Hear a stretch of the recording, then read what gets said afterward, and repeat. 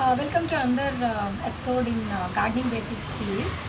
Uh, in this video, we will be talking about potting soil, which will be suitable for majority of the plants which we are growing in our terraces or balconies. Hi, this is Aparna. Welcome to Aparna's Green Garden. A good soil is a foundation for any plant to grow healthy and turn into a healthy plant. So, what kind of potting soil should we use? And what are all the features for a good potting soil? So, when you see a good potting soil features, a potting soil should have good drainage. It should be light in weight and fluffy, and it should be having good microbial activity, and then it should be pest free, and apart from that it should be having air porosity, that is it should be able to let the air flow freely in the soil and so that the roots will be able to grow healthy and well. And apart from that, it should be able to retain moisture and the nutrients so the roots will be able to absorb them. So if a good soil meets all these requirements, then when we are growing our plants in containers, we will be able to have good benefits, and you will be able to reap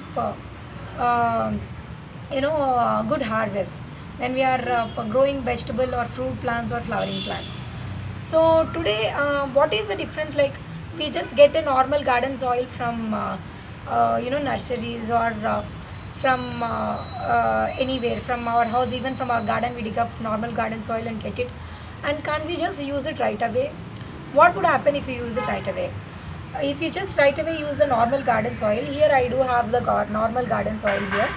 If we use this normal garden soil right away in our containers, what would happen after some time is the soil would get compacted. That is, the soil will become very hard after we keep on watering after a few months. Maybe it might get very compacted. Then because of the roots will get very suffocated, and it will not grow. It will not put up new roots, and the plant will not grow well. So this is what is going to happen. So today, whatever potting soil we are going to make will have lots of ingredients which will make a good healthy environment for the plant to grow.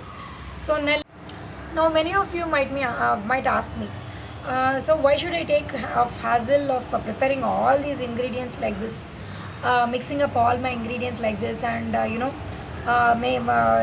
making this potting soil? Why can't I just go to the store, bring out the ready-made potting mix for each variety of the plant, like for say vegetable one variety, for flowering other, for succulents other? So why do I go through all this struggle of making my own potting soil? When you are making your own potting soil, you understand the plant's need, and then accordingly you are preparing your potting mix, and you will know whether if there is any deficit, you will clearly understand that the plant doesn't have this ingredients in it for it to grow better. But whereas when you bring something from outside, you will not be sure of all the factors which would have influenced in the growth.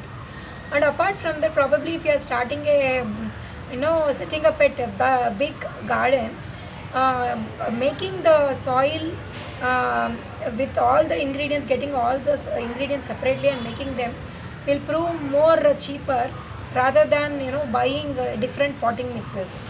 So having said this, now let's see all the key ingredients which we need to make this potting soil. Now if you are seeing, this is the normal garden soil which will form a base of our potting soil. This will have good microbial activity. Now apart from that, I have here this is organic compost, this is poultry manure, and here I have coco peat, and I have here neem cakes, and here I have vermiculite, and this is sand and wood shavings. Now let's see each and every ingredient, how does it contribute in making our potting soil. So first let's start with probably this coco peat. So this is nothing but the coco peat. So this is available in the bricks form, starting from half a kg to the sizes more than that you have in different sizes. And if you put this coco peat block in water, once it expands, it comes to something like this. It will be coming to like this form. So this will hold lot of moisture, and apart from that, it will make our soil basically porous. So because you see this is, if you are growing this in your balconies and terrace, the key point would be like we need lightweight. We don't need too much of weight on our terrace or on our balconies. And moreover, if you have to move from place to place these containers, and if you are a single person doing all this stuff, you will find it very difficult if you have too much amount of garden soil. So adding this coco peat also will make the pot very light and very light in nature, and soil will be fluffy and in lightweight also if you are adding this coco peat. So apart from this, the next thing I have here is here sand, wood shavings and vermiculite. So basically what does the sand do? Sand basically improves the drainage. So whenever you have a good potting soil, it should be able to drain the water very freely. That is, it should not be holding the water, it should not get stagnated in the pot. So water should pass out of the drain holes. So what does the sand do? Basically, whenever you mix the sand in the potting soil, it allows the water to flow freely because it is creating some air spaces between the soil. So that is the functionality of your sand. So sometimes sand would not be available with us. So what can be the alternatives for it? Here I have wood shavings. Even wood shavings will also serve the same purpose. So you can add wood shavings. Apart from this, you have this rice husk also. That is, on the rice, whatever husk is available, that also you can use it. Apart from that, here I have vermiculite, and currently I don't have perlite with me to show you. So vermiculite and perlite also can be added in place of sand. So basically they all serve the same purpose, that is, they help in improving the drainage, and they create this pore spaces. And if you see here, the vermiculite also has one more property. It will be able to hold a little moisture compared to sand or perlite or other wood shavings or other things. So the perlite and vermiculite topics we will discuss in detail in some other videos, but currently for this video, let's understand that this will help in improving the drainage. So this is with sand and vermiculite or wood shavings. Next, coming to our compost, there should be something which will which will add nutrients into our pots, because garden soil will not hold too much of nutrients, but there should be some additional thing which will make the soil nutritious. So how do we achieve that? So by adding this vermicompost or some organic compost. Apart from that, you also have this poultry manures. You can add poultry manures or any of the animal manures, that is cow, goat, sheep, any of these manures also you can add into your soil to make it more nutrient rich. So these all will have these things will be having NPK, that is nitrogen, potassium, phosphorus. Apart from that, some other trace elements like micronutrients like magnesium, apart from that some calcium, all these other ingredients are also available in these manures. Apart from that, I have here, I'll show you next ingredient. Apart from that, I have these oil cakes here. So what is the purpose of these oil cakes? So the purpose of the oil cake is, again, it acts as a fertilizer. So apart from adding your vermicompost or this cow manure, chicken manures, you can even add these oil cakes also, because they will also give kind of they will also supplement the nutrient requirements for our plants. So what are these oil cakes? These are the cakes or the pulps which we get after extracting the oil seeds for the oil. So here I have with me right now neem oil cake. So this is neem oil cake. Neem oil cake is not only a nutrient supplement, it will also act as a fungicide or pest repellent for certain types of pests. And apart from that, neem cake will improve the plant resistance. Apart from this neem cake, I do have with me here mustard cake.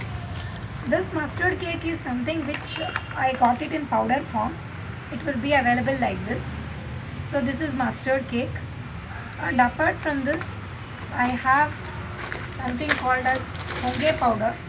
This is also, I got it from some people who have this fertilizers and all. This is also available in this powdered form. So these also will add nutrients to your soil. See, it's like something like your conditioners, that is conditioners which you use after shampoo. These are supplements which will give additional nutrients to your soil. You can add these oil cakes in the initial stages when you are making the potting soil, or later on you can add it. You can always add as a topsoil, a top layer in your soil. You can do any of them. So now I will show you how to mix all these things. But mixing ratio will differ from each plant to plant. That is the mixing ratio which I am going to show you is the garden soil in one part, vermicompost or the compost in other part, and this coco peat in another part. That is, these three of them will be 1:1:1 ratio. I will be taking all in 3 equal quantities, and in a 10% ratio I will be adding any one of these. That is your vermiculite or perlite or sand or wood shavings.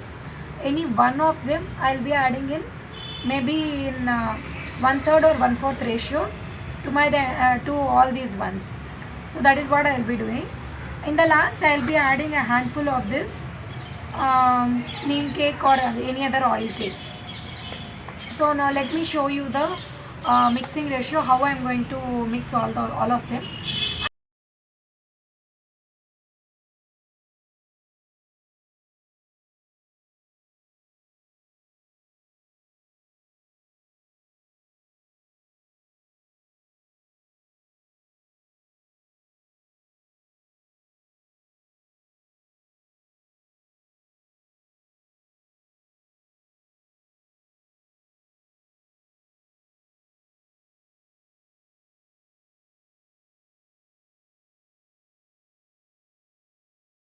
Apart from this, I'll just take this neem oil, a handful, or I'll just take a spoon or two for the size of the pot. See here, if it is a small pot you are taking, you can take this this much quantity. That is, maybe this will be a spoon and a half or 2 spoons. This is more than enough.